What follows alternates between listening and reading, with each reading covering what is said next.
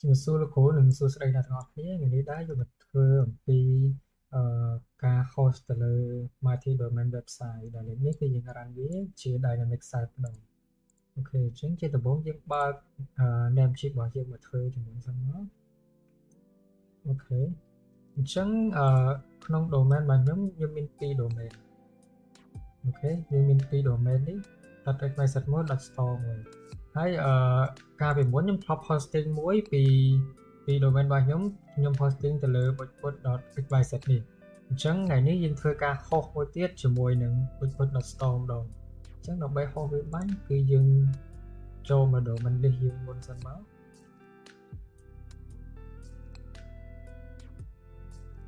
slow តិច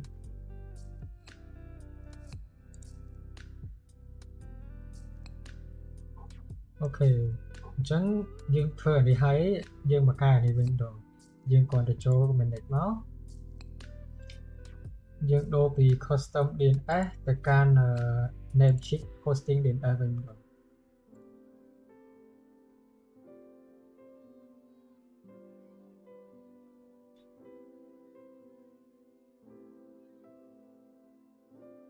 អូខេអញ្ចឹងយើងដូរហើយវាប្រាប់យើងថា server update វាអាចtake time រយៈពេល1ថ្ងៃទៅ2ថ្ងៃអញ្ចឹងណាវាតាម domain របស់យើងដែរអញ្ចឹងបន្ទាប់ពីយើងធ្វើនេះហើយយើងអាចទៅ check វាក្នុងនេះសិនមកDNS checker អូខេដំបូងខ្ញុំ search អូខេសិនមកពីលោកទៅប៉ុណ្នេះយើងទៅ search ជាមួយនឹង name server វិញដែរ name server នេះវាអាចចាស់ហើយវាអត់ត load ទេអញ្ចឹងយើងត្រូវការចាំវាសិនតែអានោះអីទេយើងចាំវាទៅដំបូងអញ្ចឹងគឺវាអត់តដើរទេវាជាប់ជាមួយនឹង DNS ជាម្ចាស់អូខេយ៉ាងនេះបន្ទាប់ពីយើងធ្វើអានេះហើយយើងចូលមកកាន់ domain ចឹងដដែលមកបន្ទាប់មកទៀតគឺយើងចូលទៅក្នុង hosting link របស់យើងអានោះវាអត់ដើរទេ.store ដោយសារវា take time អញ្ចឹងយើងទៅចូលរបស់ .xyz យើងចូលទៅក្នុង panel វាមកអូខេបន្ទាប់ពីយើងចូលដល់ហ្នឹងហើយគឺយើងទៅ add subdomain អូខេដំបូងគេគឺយើងទៅ domain សិនយើងចូលមកកាន់ domain នេះមក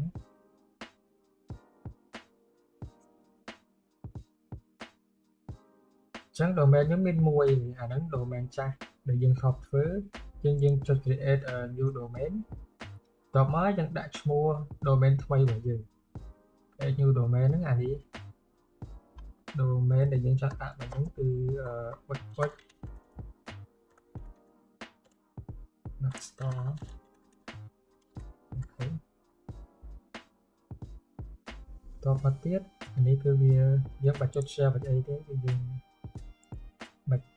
យើងខ្វែងវាចោលទៅអូខេអានេះវាជា subdomain របស់ botbot.advice អូខេអញ្ចឹងបន្ទាប់ពីយើងធ្វើប៉ុណ្ណឹងហើយយើង submit វាមកខ្ញុំចាំវាតិចទៅ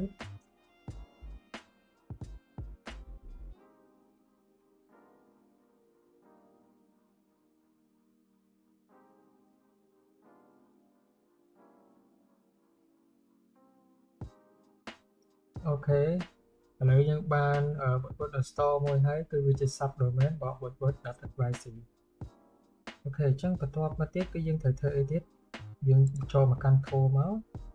ហើយយើងចូលទៅក្នុង file manager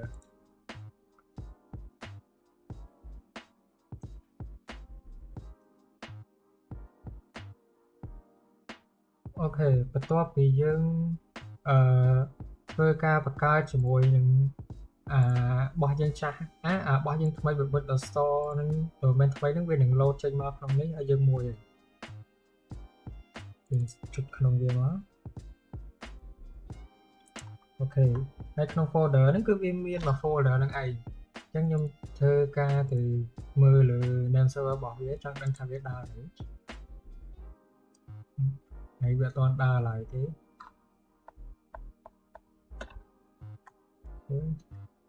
នៅពេលដែលវាអត់ដើរចឹងតែវាអត់ទាន់ជាបញ្ហាអីសម្រាប់យើងទេ គឺយើងគ្រាន់តែចាំវាទៅអូខេអញ្ចឹងយើងគ្រាន់តែក្នុងនេះខ្ញុំចូលមកបង្កើត file មួយសិនមកអូខេខ្ញុំដាក់ index.html ក្នុង web.storm អូខេហើយក្នុង index ហ្នឹងខ្ញុំចូល edit វាដំបូងសរសេរអីក៏សរសេរទៅមកស្រេចលើបេះដូងយើងដែរណាដាក់ hello everyone នេះចឹងទៅអូខេតោះមកយើង save change ហើយយើង close វាមកក្នុង DNS checker server យើងវាអត់ទាន់ដូរពី server ចាស់ទៅ server ថ្មីអញ្ចឹងយើងត្រូវតែអង្គុយចាំវាទៅខ្ញុំសាកវាយើងឡើងចិត្តវានៅជាប់អានេះវាដើរខ្លះហើយវាដើរបានមក server តាមប្រទេសមួយអញ្ចឹងទៅអញ្ចឹងខ្ញុំដើរមួយពីរអូខេចឹងនឹងវាមានជាបញ្ហាអីយើងគ្រាន់តែវាដើរអត់ទាន់គ្រប់របស់វាទាំងអស់ចឹងយើងមិនต้องខលវាទេយើងចូលមកកាន់ file manager យើងក៏ដែរតបមកទៀតយើងទៅ WordPress អូខេយើងទៅ WordPress តែ WordPress យើងដូចរបស់ខ្ញុំអញ្ចឹងខ្ញុំ download WordPress ហើយស្រាប់ហើយអញ្ចឹងយើងគ្រាន់តែupload យើងចូល upload មកអូខេយើង select file នេះ WordPress ដែលខ្ញុំតាមបាន download ហ្នឹងហើយយើងចាំវាតិចទៅកន្លែងនេះវាអាចលឿនអាចយូរវាអាស្រ័យទៅលើ internet របស់យើងដែរអូខេអញ្ចឹងបន្ទាប់ពីយើងបាន extract វាយើងបាន upload វាហើយយើង go back ទៅកណ្ដាលដើមមកយើងវិញមកនេះអញ្ចឹងយើងបាន WordPress មួយអញ្ចឹងខ្ញុំ delete អាមួយនេះចោលទៅអត់ទេហ្នឹងយើង delete វាចោលបន្ទាប់មកយើង extract វាមកនៅក្នុង web.storm អូខេបន្ទាប់ពីយើងបាន extract វាហើយយើងចូលទៅក្នុង file នេះហើយគឺយើងត្រូវការ select វា all ដើម្បី copy វាមកខាងក្រៅអូខេ Ctrl C យើង move វាខុសហើយយើង select វាម្ដងទៀតអូខេ Ctrl C មកហើយយើង move វាទៅខាងក្រៅអូខេយើង move file មក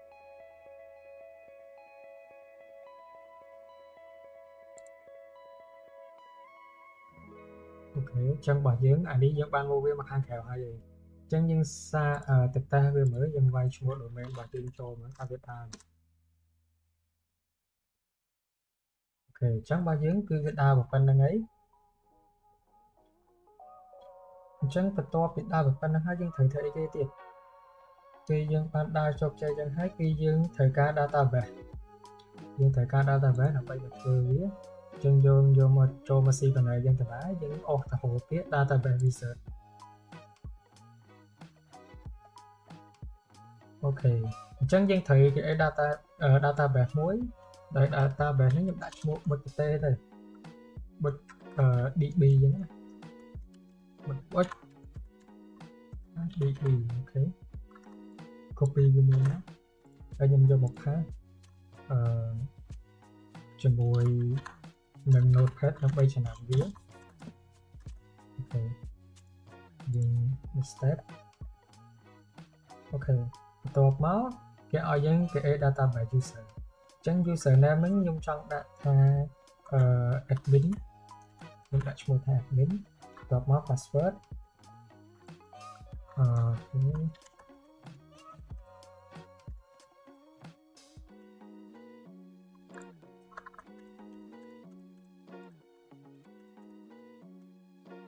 ចុច create user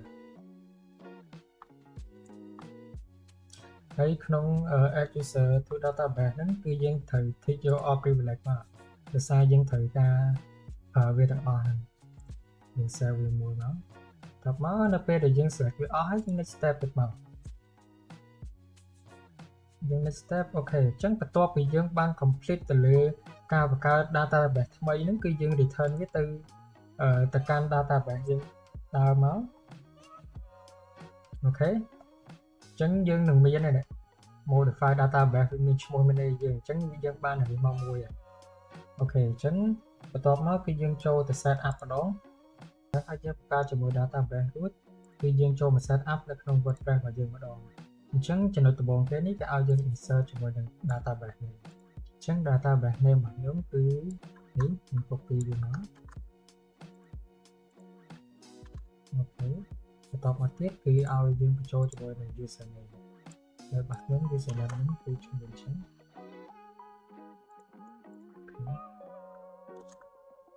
ដាក់វាចូលក៏មិនដាក់ password ខ្ញុំចូលមក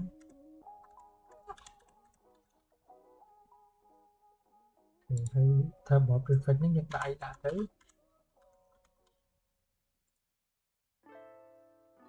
try ទៅ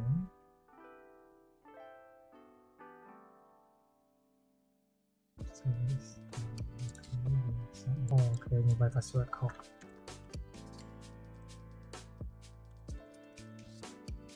ខ្ញុំត្រាយយើងដល់ទៀតមកអូខេអញ្ចឹងយើងបានinput ជាមួយនឹង database name អីរបស់យើងចូលអស់ហើយគឺយើង run installation មកហើយក្នុងនឹងទៀតវាឲ្យយើង add អីគេ site title របស់យើងអញ្ចឹង site title ខ្ញុំដាក់ទឹកបុតទឹកចោលបណ្ដោយទៅចែកទៅចិត្តយើងទេអាហ្នឹងតបមកគេឲ្យយើងដាក់ username ហ្នឹងយើងដាក់អីដាក់ទៅបើក្នុងរបស់នេះដាក់ admin ទៅអូខេហើយតបមក password គឺយើងដាក់អីដាក់ទៅតាមចិត្តយើងហ្នឹងយើងដាក់យកខ្លួនឯង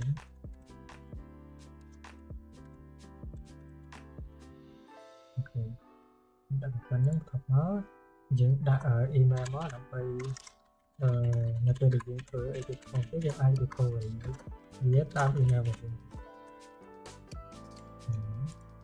តោះគឺយើងដាក់ប៉ុណ្្នឹងហើយអស់គឺ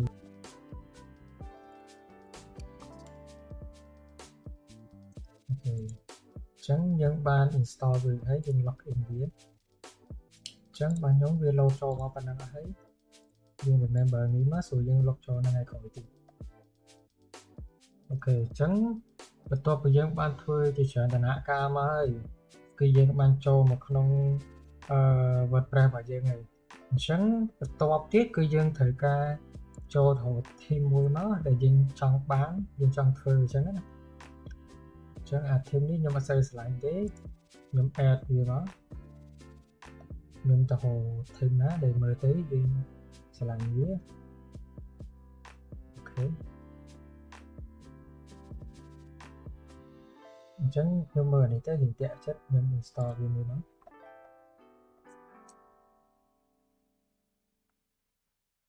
អូខេបន្ទាប់ពីយើង install ហើយគឺយើងចុចទៅ theme ក៏បានចុច activate ក៏បានដែរអញ្ចឹងយើងបាន download ជាមួយនឹង theme Inspiro នេះមួយយើងអាច activate វាបានអូខេយើង activate ហើយក្នុងហ្នឹងគឺវា load ជាមួយនឹង customize បានដែរ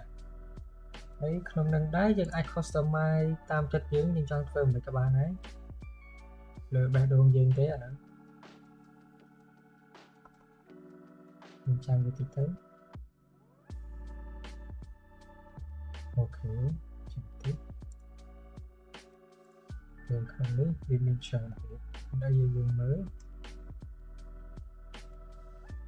យើងអាច customize ឈ្មោះយើងអាច customize ទៅលើអីផ្សេងអីចឹងទៅតែនេះខ្ញុំបាច់ customize ទេខ្ញុំ take វាជា default ហ្មងទៅអូខេអញ្ចឹងបន្ទាប់ពីយើងចឹងហើយគឺយើង publish វាមកអូខេយើង publish វាទៅចូលហើយបន្ទាប់មកទៀតគឺយើងsearch ទៅលើ domain ឈ្មោះយើងម្ដងដើម្បីស្គាល់ថាវាដើរអូខេអញ្ចឹងរបស់ខ្ញុំគឺប៉ុណ្្នឹងឯងវា load មកប៉ុណ្្នឹងគឺ website របស់យើងគឺប៉ុណ្្នឹងបន្ទាប់មកទៀតគឺរបស់ខ្ញុំមួយទៀត site មួយទៀតគឺ Advice City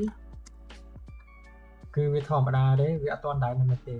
អញ្ចឹងការងាររបស់យើងទាំងអស់នៃការ hosting ទៅលើ multi domain website ជា dynamic site ហ្នឹងគឺមានប៉ុណ្ណឹងអញ្ចឹងអរគុណលោកគ្រូនិងមិត្តភក្តិទាំងអស់គ្នាដែលចំណាយពេលវេលាមើលវីដេអូនេះពីដើមរហូតដល់ចប់អរគុណ